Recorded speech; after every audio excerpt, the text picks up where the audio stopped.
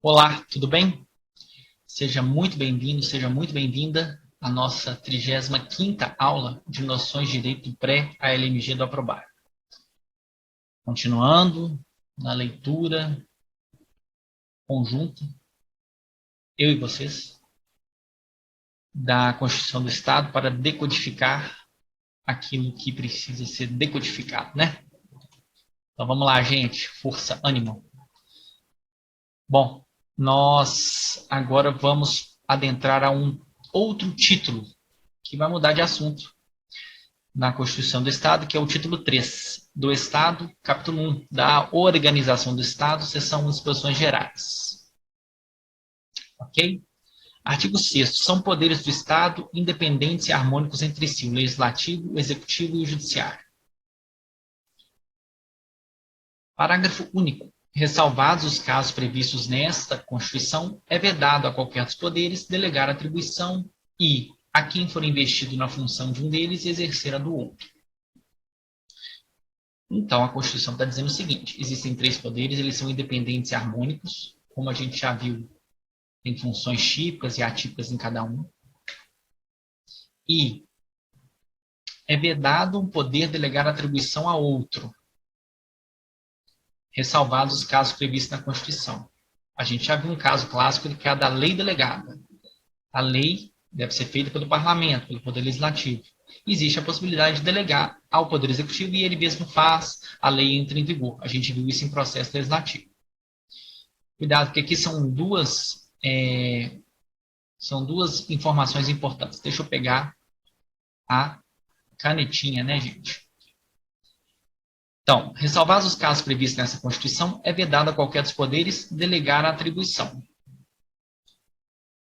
E também é vedado a quem for investido na função de um deles, exercer a do outro, cada um na sua, cada um no seu quadrado.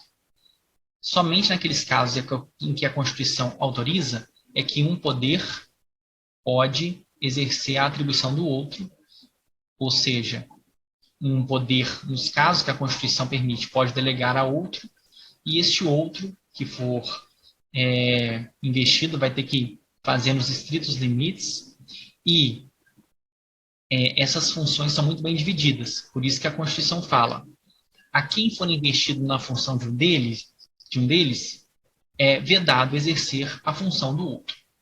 Ok? Mas, como a gente viu, os poderes eles se entrelaçam em freios e contrapesos. Lembrando, vamos lembrar aqui então, Poder Judiciário, função típica é julgar, mas ele exerce a função administrativa quando faz um concurso público, quando faz uma licitação. O Executivo, a função dele é administrar, não é verdade? Mas a função típica do Poder Executivo é administrar. Já o Poder Legislativo, a função típica dele é fazer leis e fiscalizar o Executivo. Mas, atipicamente, ele também pode julgar, como os casos de impeachment do governador.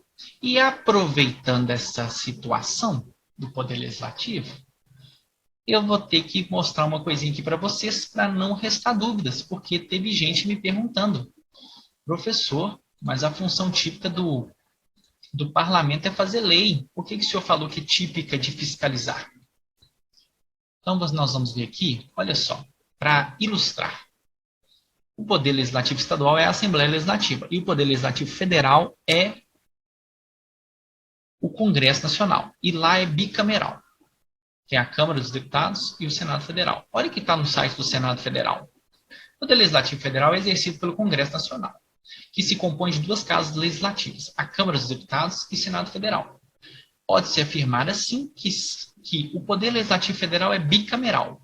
São funções típicas do Poder Legislativo: legislar e fiscalizar. Ok?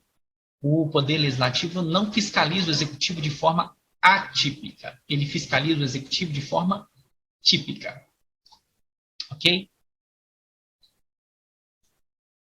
E tem um link aí para quem quiser dar uma conferida, que tem muita informação legal. E esse outro slide também tem link, que é de um artigo que está aí, né, na plataforma da Assembleia, muito interessante.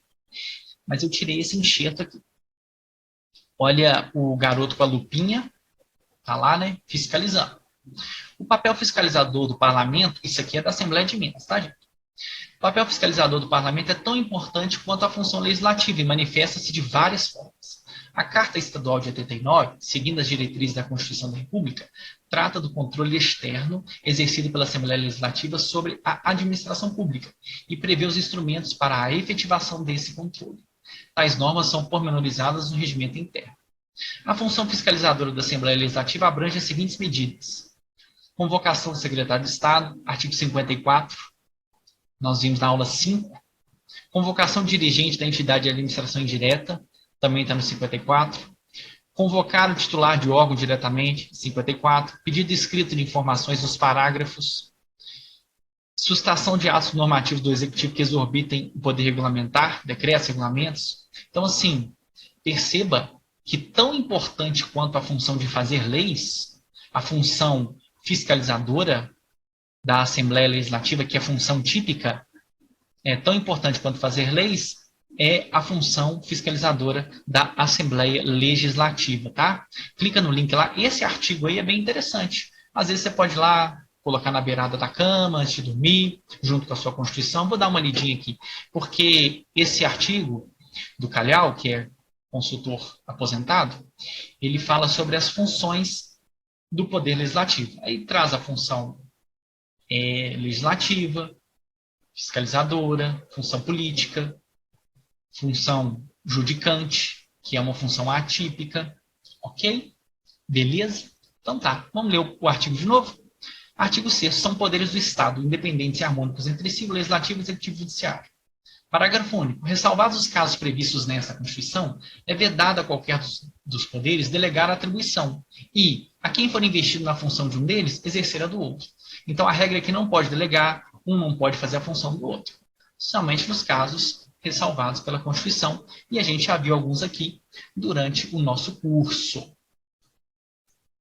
Bom, são símbolos do Estado a bandeira, o hino e o brasão definidos em lei. Poxa, você não sabia disso, né? Pois é, eu também não sabia antes de estudar para o concurso da Assembleia. Mas hoje sei que são símbolos do Estado, a bandeira, o hino e o brasão, definidos em lei. Vamos conhecer? A bandeira vocês já conhecem, né? Olha o brasão aí do Estado. Ele é um símbolo do Estado. E o hino Minas Gerais. Você já está cantarolando aí na sua cabeça. É um símbolo do Estado, o hino do Estado de Minas Gerais. Ok? Beleza? Artigo 8º. A cidade de Belo Horizonte é a capital do Estado.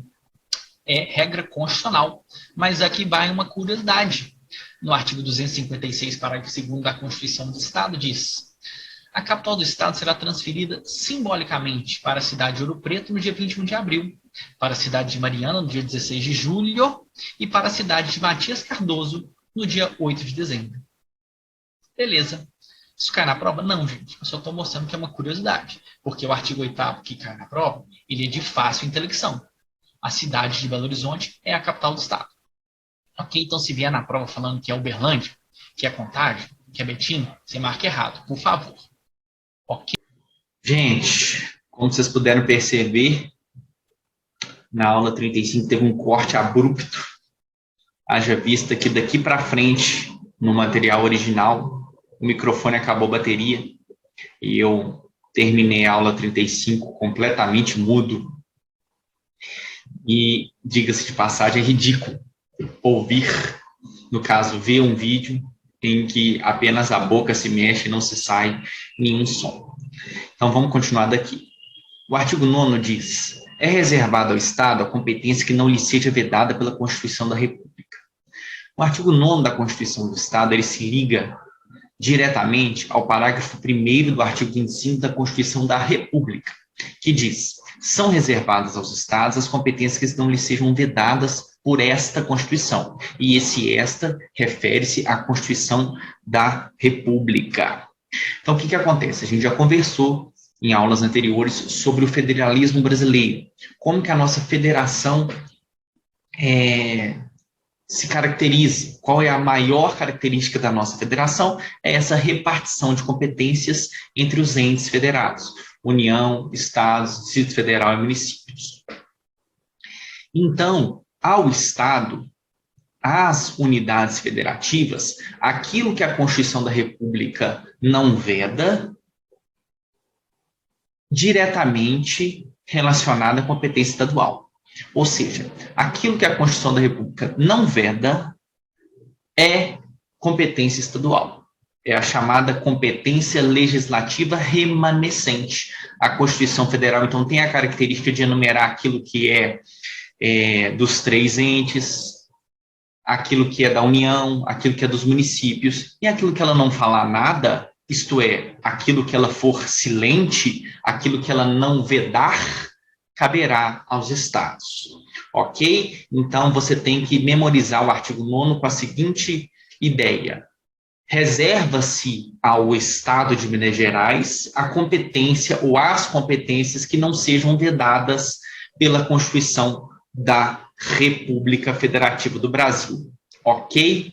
Beleza? Tranquilo demais. Então, este era o finalzinho da aula número 35, que, como eu disse, ficou aí com o som comprometido. Recebi até alguns comentários referentes às aulas 33 e 34, que estava com um som um pouquinho mais baixo, mas que a pessoa aumentava manualmente aí no notebook, no celular e tudo, e dava para ouvir, mas já era o microfone, ao que parece, com a bateria já bem baixinha. Tá bom? Beleza? Tranquilo? Bora conquistar o crachá e bora para a próxima aula.